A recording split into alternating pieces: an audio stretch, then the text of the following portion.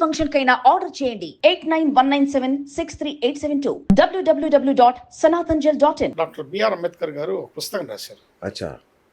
What Congress and Gandhi have done to the untouchables అని. అచ్చా. ఈ పుస్తకంలో ఆయన స్వయంగా పేర్కొన్నాడు, మహాత్మా గాంధీకి అంటరానితనం అంటే అంత పెద్ద ఇంట్రెస్ట్ లేదు, కానీ ఈ అస్పృశ్యతను నివారించడానికి నేను కృషి చేస్తున్నానని బయట చెప్పుకుంటున్నాడు. ఈ అంటరాని వాళ్లకు ఒక పేరు పెట్టాడు, హరిజనులు అని ముద్దు పెట్టాడు. అవును. ఒక దశలో ఈ అంటరాని వాళ్ళు బావులలో నీళ్లు తోడుకోవడానికి, పౌర హక్కులతో జీవించడానికి, అలాగే అంటరానితనాన్ని నిర్మూలించడానికి వాళ్ళు సత్యాగ్రహాన్ని చేపట్టి మహాత్మా గాంధీని కూడా ఇన్వైట్ చేశారు. మహాత్మా గాంధీ దాన్ని ఖండించాడు. ఎందుకంటే సత్యాగ్రహం కేవలం విదేశీయుల మీదనే చేయాలి, స్వదేశీయుల మీద చేయకూడదు అని చెప్పేసి దాన్ని ఖండించాడు. చివరికి స్వరాజ్య నిధికి 1,35,00,000 వసూలు అవుతే అంటరానితనాన్ని నిర్మూలించడం కోసం కేవలం 43,000 ఇచ్చాడు. దీన్ని బట్టి అంటరానితనం నిర్మూలించడానికి ఆయనకు ఉన్నటువంటి చిత్తశుద్ధి మనం అర్థం చేసుకోవచ్చు. ఒక దశలో తనే అంటాడు, ఏమని, నాకు మళ్ళీ జన్మ అంటుంటే పాకి పనివాడిగా పుట్టాలని ఉంది. ఇది నిజమా అబద్ధమా ప్రజలు నిర్ణయించుకోవాల్సిన పరిస్థితి ఉందని ఆయన పుస్తకంలో రాశాడు. ఆ పుస్తకం మహాత్మా గాంధీ ఉండంగానే ప్రింట్ అయింది, రిలీజ్ అయింది. మరి ఇవన్నీ అబద్ధాలు అవుతాయి, వాటిని నిషేధించాలి కాదు కదా. ఇంకొకటి అన్నగారు, ఈయన లవ్ స్టోరీస్ మీద కూడా చాలా విస్తృతమైన కథనాలు ఉన్నాయి. మరి అది నిజమో కాదో నాకు తెలియదు, కానీ ఈయన బ్రహ్మచర్యం మీద అనేక ప్రయోగాలు చేస్తారని రాసుకున్నాడు కూడా ఆయన.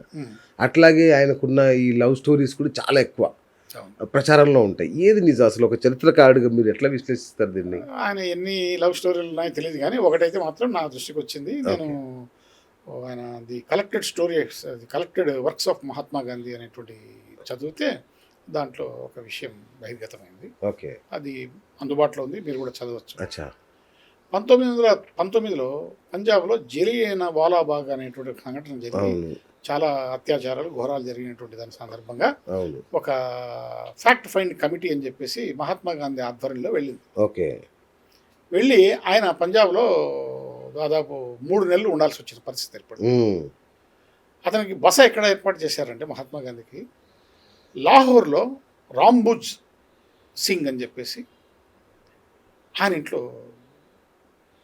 బస ఏర్పాటు చేశారు. ఆయన అప్పటికి జైల్లో ఉన్నారు. ఆయన భార్య పేరు సరళాదేవి, ఆమె వయసు 47. ఓకే. మహాత్మా గాంధీ వయసు 50. ఈమె సరళాదేవి ఎవరంటే రవీంద్రనాథ్ ఠాగూర్ గారి మేనకోడలు. ఈమె పుట్టింది కలకత్తా. ఓకే. వివాహం చేసుకుంది ఈ లాహోర్లో రాంబుజ్ సింగ్. వీళ్లకు హిందుస్థాన్ అనేటువంటి ఒక పత్రిక కూడా ఉంది, ఈమె నడుపుతా ఉంది. ఈమెకు ఎదిగొచ్చినటువంటి ఒక కుమారుడు కూడా ఉన్నాడు. ఈమె ఇంట్లో ఆశ్రయం, ఆయనకు విడిది ఏర్పాటు చేశారు మహాత్మా గాంధీ. 3 రోజుల తర్వాత మహాత్మా గాంధీ ఉత్తరం రాశాడు. ఎవరికి? అనసూయాబెన్ అని చెప్పేసి ఆయన శిష్యురాలకి.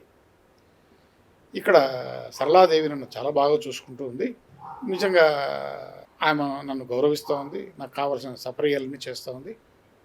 ఏమి ఆమె చూపిస్తున్నటువంటి ఈ యొక్క ఆదరాభిమానులకు నేను మంత్రముగ్ధున్నయ్యాను అని చెప్పేసి ఉత్తరం రాసుకున్నాను. దాని తర్వాత మహాత్మా గాంధీ ఎక్కడికి పోతే అక్కడికి ఈమె కూడా పోవడం, అక్కడ పాటలు పాడడం, స్పీచ్లు ఇవ్వడం, ఇలా చేస్తూ రాజకీయాల్లో చురుగ్గా పాల్గొంటూ ఉంది. వీళ్ళ మధ్య కొంచెం సాన్నిహిత్యం పెరిగి రోజు రోజుకు దినదినాభివృద్ధి చెందుతూ ఉంది. ఒక సందర్భంలో ఆయన రాసుకున్నాడు, the collected works of Mahatma గాంధీలో ఉంది ఈ విషయం. పేజీ నెంబర్ 21, పేజీ నెంబర్ 131 చెప్తున్నా, ఎందుకంటే ప్రేక్షకులు అడుగుతున్నారు ఏం ఆధారాలు ఉన్నాయి. పేజీ నెంబర్ 21, పేజీ నెంబర్ 131లో స్పష్టంగా ఆధారాలు ఉన్నాయి. సరళాదేవిని నేను ఆధ్యాత్మిక భార్యగా భావిస్తున్నాను అని ఆ స్థాయి వరకు పోయింది వీళ్ళ యొక్క మధ్యలో ఉన్నటువంటి సంబంధం. ఓకే. చివరికి ఒక దశలో సరళాదేవి తన కొడుకును సబర్మతి ఆశ్రమానికి పంపించింది. కొంతకాలం ఏమో కూడా సబర్మతి ఆశ్రమంలో ఉంది. అక్కడ ఆశ్రమవాసులంతా చెవులు కొరుక్కున్నారు, ఏంటి ఏం జరుగుతుంది, ఏంది విషయం, ఇదంతా కథ. ఈ విషయాలని చక్రవర్తి రాజగోపాలాచారికి తెలిసినాయి. ఆయన మహాత్మా గాంధీకి ఉత్తరం రాశాడు, గాంధీ గారు సరళాదేవికి మీ భార్యకు కిరోసిన్ దీపానికి సూర్యుని వెలుగుకు అంత తేడా ఉంది. దయ ఉంచి ఈ భ్రాంతి నుంచి మీరు బయటపడి త్వరగా వెనక్కి వచ్చి ఉద్యమాలను నడవాల్సిందిగా కోరుతున్నాను అని చెప్పేసి రిక్వెస్ట్ చేశాడు. ఓకే, ఇంతకు మించిన ఆధారాలు ఏం కావాలి?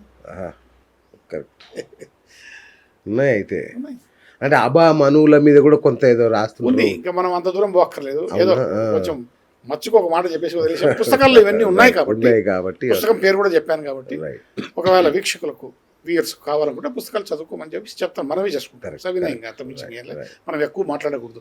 ఇంకొకటి ఒక విషయం విన్నా అన్నగారు, గాంధీ గారిని చాలా పేదవాడిగా చూపించడానికి భారీగా ఖర్చు అయ్యేదంట నేను విన్నాను. ఆయన్ని అట్లా పేదవాడిగా కనిపించడానికి, ఆయన ఆహారపు అలవాట్లు మెయింటైన్ చేయడానికి విపరీతం ఖర్చు అయ్యేదట. మరి ఆయన రోజువారీ నెలవారీ ఖర్చులు ఎవరు భరించేవాళ్ళు అన్నగారు? బిర్లా లాంటి వాళ్ళతో ఆయనకి ఏమైనా సాన్నిహిత్యం ఉండేది అప్పట్లో? ఆయన ఖర్చులు కాదు, ఆయన మొదట ఆయన లైఫ్ స్టైల్ ఎలా ఉంది అనేటువంటిది మనం ఫస్ట్ ఆలోచించాలి. ఓకే. గాంధీ గారి తల్లి ఆమె నగలను తాకట్టు పెట్టి త్యాగం చేస్తే ఆయన బ్యారిస్టర్ చదవడానికి పోయేసి వచ్చాడు. ఓకే. పోయేసి వచ్చిన తర్వాత పని లేకుండా ఖాళీగా ఉంటే ఆయనకు ఆశ్రయం కల్పించి హెల్ప్ చేస్తే అతను ఎందుకు ఏ విధంగా ఎదగలేకపోయాడు. చిట్ట చివరికి తన అన్న యొక్క పలుకుబడి ఉపయోగించి ఆఫ్రికాలో ఉన్నటువంటి కొంతమంది వ్యాపారుల సమస్యలను తీర్చడానికి ఇతన్ని అక్కడికి పంపిస్తాడు. ఓకే. ఆఫ్రికాలో ఉన్నంత కాలం ఉన్నత వర్గాలకు చెందినటువంటి వ్యాపారవేత్తలే ఇతని యొక్క మొత్తం ఖర్చులు కమామిషంతా కూడా భరించేవాళ్ళు. తర్వాత అక్కడి నుంచి వచ్చిన తర్వాత గోపాలకృష్ణ గోఖలే ఈయన యొక్క గురువు గారు. ఓకే. ఆయన సర్వెంట్స్ ఆఫ్ ఇండియా సొసైటీ అనేటువంటి దాంట్లో నుంచి ఇతని ఖర్చులు ఇండియాకు వచ్చిన తర్వాత ఈయన ఖర్చులు భరించే విధంగా ఏర్పాటు చేశాడు. ఓకే. దాని తర్వాత మీరు చెప్పినట్లు టాటాలు, బిర్లాలు, బజాజ్లు వీళ్ళు ఆయన ప్రయాణ ఖర్చులు, ఆశ్రమ ఖర్చులు, ఆయన తిండి ఖర్చులు ఇవన్నీ చూసేవాడు. ఓకే. ఆయన సంపాదించిన సొమ్ము ఏం చేశాడు? ఏమన్నా పార్టీ కోసం ఖర్చు పెట్టాడా? ప్రజల కోసం ఖర్చు పెట్టాడా? ఉద్యమాల కోసం ఖర్చు పెట్టాడంటే ఏమీ లేదు. ఒక్క నయా పైసా దీనికోసం ఖర్చు పెట్టలేదు. ఒక్క నయా పైసా తన జేబులో నుంచి తీసి పెట్టింది కూడా లేదు, తన కోసం ఖర్చు పెట్టుకున్నది కూడా లేదు.